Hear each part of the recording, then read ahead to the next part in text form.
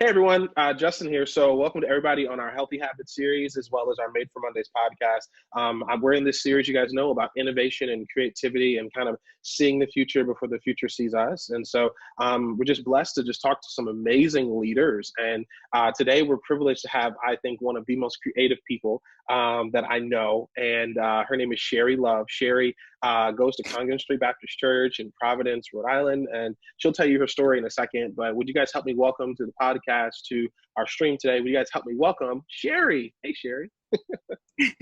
Hi, Pastor Justin. Hi, everyone. Thank you for joining us, Sherri. Sherri, as we jump into this today, can you tell us a little bit just about you? Like, who you are, what you do, and kind of how you got to where you are today. Sure. My name is Sherri Love. I am a Georgia native. I grew up in Soperton, Georgia. I'm one of 4 siblings. I'm from Soperton. It's a small town in Georgia. After high school, I went to Montgomery County High School. I attended and graduated from the Atlanta College of Art. It's the oldest, or it was the oldest art school in the Southeast. I've always been a visual artist. I have always loved visual art. I won't belabor you with the story of how every white wall in my parents' house was a canvas, but it was really and truly. They had to repaint their bedroom a couple of times. Wow. Drawing and creative is what I have always and still loved to do. Even to this day, in high school, my home economic teacher, I remember her saying when she found out I was going to art school, she was like, "Art school, you'll never make any money in art." And her sons were doctors and dentists, so she was kind of old school. And I think the only idea of art she had was struggling artist, painter. I don't think she understood how multifaceted art and design was. And truthfully, neither did I. My high school was really, really small. And in my senior year, I think we were lucky enough to have art as an elective that was offered by one of the local colleges, Bruton Parker. So that was, I was like, this is perfect for me. So when I went to college, I thought that I wanted to major in architecture because I just didn't understand how vast design and communication art and visual art was. I changed my major a couple of times. I think I started with advertising, and then I found, like, I didn't know that illustration was a major. I knew that it was what I love to do, and it was like, this is it. I found it. I found my path. And so my major was illustration, and my minor was graphic design. After college, I worked for print companies. I worked for startups. I worked at in-house agencies and advertising agencies. Fast forward to today, I am an associate creative director for our in-house creative department at CVS Health. I've been here 13 years. I've served different roles. I started as senior print designer and then senior packaging designer, and transitioned to leadership where I am currently. That's awesome. That's been my career journey. That's awesome. No, thanks for sharing that. I guess a question I have to that, in light of what you just said, is how did you share with others, or have you seen others like yourself get past that poor artist picture in their head, right? Because I hear that a lot about that myself. Like when I was in school, and even like when I first started even personally doing graphic design work, it was like, you can do that, but that has to be a side hustle. It can't be a main thing. And how did you work through that, or the people you work with, like, get past that mindset where, like, no, this is a career. This isn't just a hobby I do in the corner after I get off work?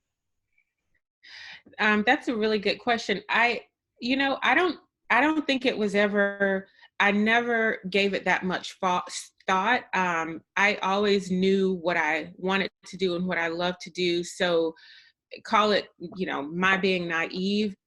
I don't think it was ever, I never gave it that much consideration. Even when my home ec teacher said it to me, it was like, what does she know? I would, and like I said, there's so many facets of creativity. I think folks just have a general idea of the struggling painter. And I went to school with some amazing painters who have made, huge names for themselves. Wow. But I would just say, don't let that be a barrier for you. If it's what you love to do, be persistent, be diligent, whatever whatever facet of creativity you're going into, whether it's painting or drawing or sculpting or printmaking or apparel design or sneaker design, whatever that facet is, do your homework, be open to inspiration everywhere, talk to people, engage with people, and yeah, just don't, I know this sounds cliche, but don't consider that as a barrier. If you know what you love to do, keep your eye on that path for yourself. And I think, I'm pretty confident that the doors will open. I'm a person of prayer. I prayed a lot. My parents did too. I didn't think we were going to be able to get through art school. I think I just finished off paying my student loans. Seriously. So I'd say be persistent, be prayerful, seriously, and trust the talent that you have. Trust that it'll open doors for you. No, thank you for that. That's awesome. So in your field and what you're doing, what are some things you're seeing happen in terms of like graphic and creative trends? I mean, I know it's 2020, and just from hearing what you said the past 13 years, I can only imagine what you've seen over 13 years in terms of where you started and where you are now. What are some trends and things you're starting to see pick up rapidly in your field? That's a huge one. I don't know. Creativity is so broad, and I don't know if I'd want to necessarily box it into what I would consider trends, but I would say so much of what's happening in our society, from so much of what's going on politically, that influences what I see, and that influences what I see. That influences how I feel like people are expressing themselves visually. I definitely wouldn't categorize myself as being the expert on this, but I think we're in a time where it's hard to ignore, the state of the world economically, racially, socially. So I see folks being a little bit more open to expressing themselves, whether it's I don't know, whether they're designing for a cause, or whether they just need a respite in terms of, everything that's going on, and embracing color, embracing just more broad ideas, using different mediums to express themselves, a combination of mediums, paint and design and texture. I guess that's the answer to that. I guess that's the answer to that question. Folks are just being much more open, just more receptive to allowing inspiration to come in all forms and from many different places. No, that's awesome. I think it's interesting to hear that, and to even think about like how inspiration is broad and creativity is very broad too. That it's not a one trick pony, right? And I think that's the thing. I guess like I've seen a lot where it's like it's graphic design, it's video, it's graffiti, but it's not graffiti, it's art, right? And it's just all these different things. I think it's so broad. Yeah, no, thank you. So with that too, Sherri. So I think I want to ask about you too. So the position you're in. So you're a creative, but you're a leader as well, right? And so you're leading people. How do you balance, not balance? How do you work the two together in the ways that you lead the people that you're leading? So we have a lot of leaders that listen to our podcast, and I personally practice adaptive leadership. I just love Ronald Heifetz, but I'm curious how you mesh Sherri's creative mindset with also the ways that you lead the staff that you have to lead. How do you work all of Sherri into making sure your staff is empowered? Sure. One thing is I don't try to stifle their creativity. We do, our creative team is multi-generational. We have millennials, we have Gen Xers, we have boomers, and I think the one thing that I wouldn't want to do is stifle creativity. Because I work for an in-house creative agency, we have brand standards and guidelines that we have to adhere to. Mm-hmm. So I think as much as we try to adhere to that branding, sometimes we tend to go off the rails, and it's not on its own. Ideas that we come up with may be wonderful, but I always have to look at them through the lens of, is it on brand? Is it the best expression of our brand? And one way that I try not to stifle creativity is, if someone has an idea or a concept that feels off brand, or just, wildly off brand, I'll say, let's table this for, let's table this. And, it might not be right for this particular campaign, but I think there's always a way to incorporate your idea or your thinking into the work. I think it's really important to emphasize we do have brand standards that are set before. So it's a little bit different than if I were, if I were an independent designer and doing work for different brands. Yeah. But I would say just keeping myself open to how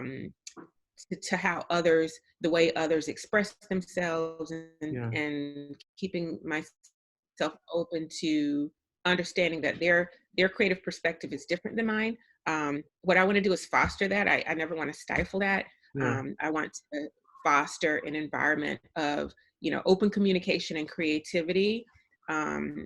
So, I would say making sure, in my role as a director, Mm-hmm. making sure that I, that I understand our brand and how we can flex in our brand, within our brand, but also recognizing that, especially our younger designers, their perspective is different than mine, and trying to work with them to figure out ways to incorporate their perspective into the work that we do for CVS Health.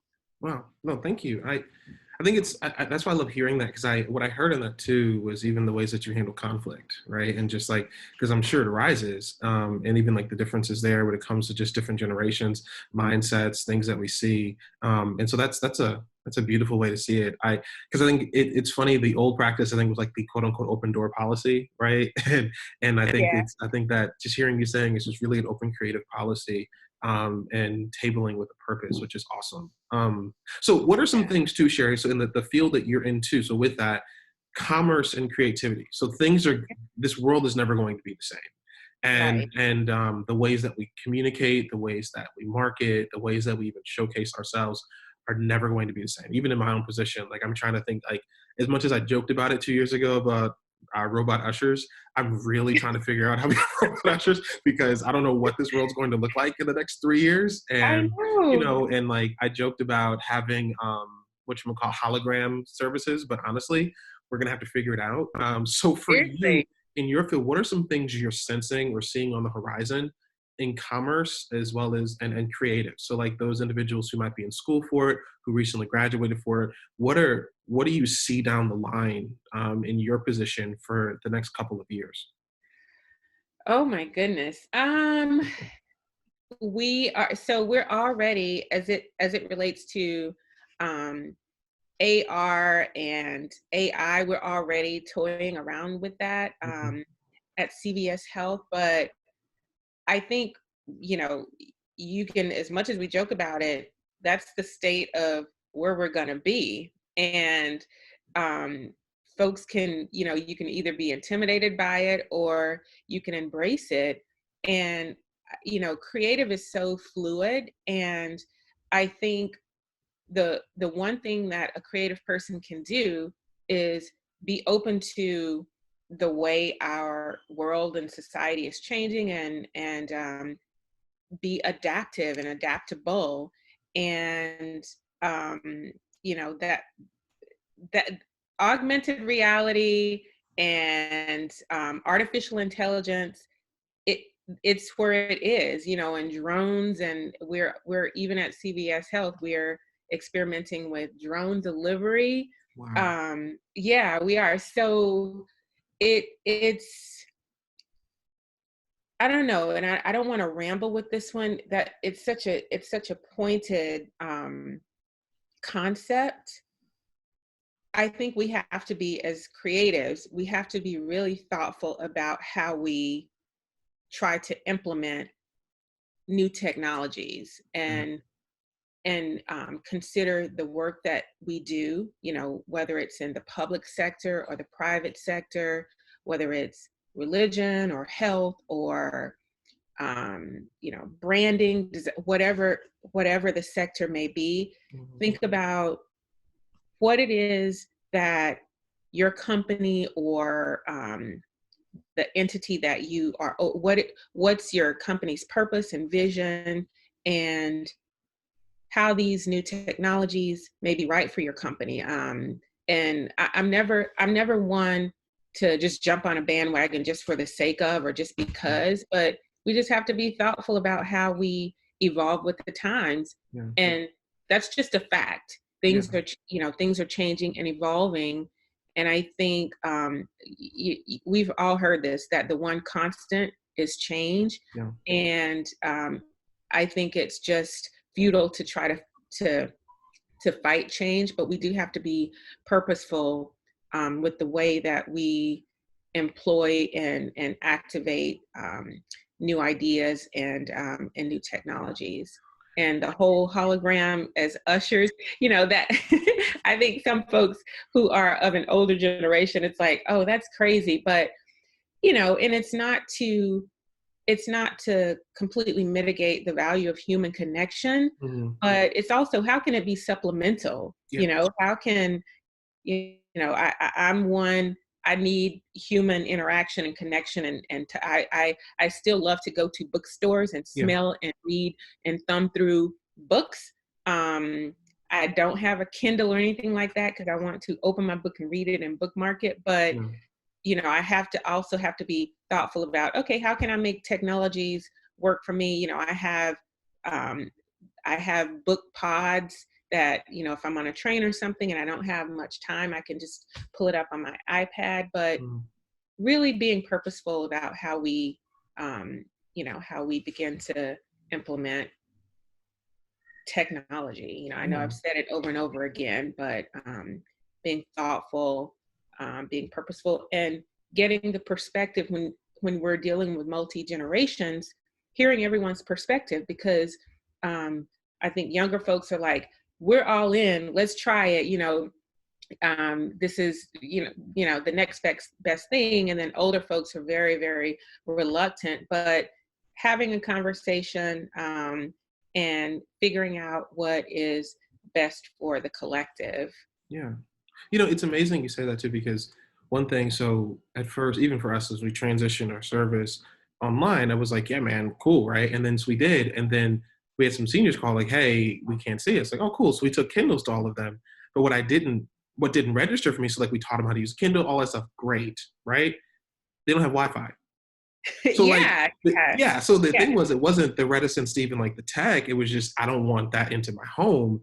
And we're still on landlines and not even cell phones. So I'm sitting here thinking like, just download the podcast. But if I don't have Wi-Fi, I can't even do that. So then it was like, you know, like you're mentioning, like how it's one thing, it's like the generations are open. Even my own generation, like I'm sitting here like, I thought it was crazy to even think about some of these things. Like I thought robots were just the dumbest things. I thought they were going to take over the world. And now literally we're sitting here thinking about getting one for Cam, like for his birthday, right? So he can do it over the summer so he can go to preschool. So I think it's very important to do that. Now, Sherri, I know one thing that I've worked with you on and seen with you is illustration, right? And I guess I wanted to ask a little bit about illustration, about I guess programs or opportunities that you see either locally here in Providence or even nationally that you've seen or even or been a part of, because I think I feel like illustration, graphic design, and the work that you're doing, and I've seen you on your iPad when you like design things, like it's awesome. But I guess if someone were to pursue that or wanted to pursue that, what are ways they can get into that? They can learn a little bit. I don't know. I don't really know how to shape that, but in terms of concrete illustration, if I wanted to jump into it, where can I get started, and then how can I grow? Yeah. Where do you start? uh, ink to paper. I don't know. There's so many, oh God, there's so many books out there. There's so many apps out there. I would say, start with a click. And by a click, I mean, this might seem stupid, but seriously, if someone who loves to illustrate, loves to draw, Mm-hmm. start with a Google illustration, and I mean, there's so many documentaries and I mean, it's so vast. The Adobe suite, it's so vast. It is so you can see I'm struggling here to try to summarize. How does one even start? Yeah. Um, just and I would imagine for younger folks, the that curve is not nearly as high. I mean, they're so adept at with technology and just understanding how to get information. I would say though, if that's your passion, to pursue it. I mean, if you're in an area where there are art colleges, like we here, we're fortunate to have RISD. They have an amazing illustration program, and they also have continuing education programs. Mm-hmm. You can start there, taking continuing education classes at an art school or even online. But because illustration is so tactile and visual, I would say if if it's a digital path, if you have an iPad, there are apps like Concept and Procreate that are wonderful. And like I mentioned earlier, just be open to finding inspiration everywhere. Connect with, I don't know, local authors and illustrators. Yeah. There's this series on Netflix called Abstract, Mm-hmm. and this is my plug for it because it just highlights so many of the different sectors of design. There is, illustration and photography and graphic design and typography and set and stage design. Wow. I think of Ruth Carter, who is an apparel designer. She was the apparel designer for Black Panther, Yeah. and her story, and she's a woman of color. And I mean, that's a great place to start, Netflix. So, and then just ask questions, be diligent about just asking and keeping yourself open to getting information anywhere. I think, open your mouth, ask, inquire. One of Charlie's school teachers, she was a phenomenal math teacher, and she wanted to kind of, as a second stage in her career, she wanted to venture into graphic design. And she and I had conversations, and eventually I think she ended up taking classes at RISD, but it started with a conversation. And I thought, who knew that Miss Trites was interested in, visual design, but, that was another passion of hers. And she reached out to someone she knew who was already in that field. And then she took it upon herself to find other avenues for information. So keep yourself open, ask questions, tap into your resources. I love it. Yeah. No, thank you, Sherri. No, that's awesome, and that's powerful. I would, like I said, I've always been intrigued to just ask you those things. I've been curious because I personally I didn't realize how expansive creativity really was, and how yeah. So this is eye opening and wonderful. So Sherri, thank you so much for your time. And thank you for this wisdom. And so everyone on our podcast, Sherri, if you wanted to get in contact with you, if you wanted to follow you, if you wanted to, I don't know, see the things you're doing, all of that, how can we connect with you on socials or anything like that? Sure. Well, you can connect with me. I'm on Instagram, but a lot of my work, I'm trying to curate my work on Instagram right now. So my Instagram page isn't really one you'd want to follow because it's just whack, guys. But it really is. It's nothing. It's just like, I'm out and about. But in terms of my creative work, I'm still, I think sometimes I overthink everything, and it's like, no, I don't want to put this out yet. But if you want to get in touch with me, love.sherri@gmail.com. So old school, my email address. But if you have questions or just want to chat, that's a great place to start. I'm on Facebook. I am on Instagram, so you can hit me up there. No, your shots and angles be fine. Like, I'm like, how do you capture this? And like all of this, like I was trying to figure out how to do that once. Like I was outside, I was like, what is this? Like, this is amazing. And I've been to those spaces and I'm like, I never see this, but I'm like, that's just like the eye that you have and you're able to see things. I'm like, this is just phenomenal. And I'm like, oh my gosh. So I love it. Sherri, thank you for your time. I appreciate it. You guys, please give your clapping hand emojis in the comment section. And those of you who are listening on the podcast, all this information and the questions we asked and like timestamps are in the show notes. So you can go to the show notes and grab a hold of those. So thanks to Sherri Love. Sherri, I'm going to stop the recording. Thank you, Sherri Love, and we'll see you guys next week.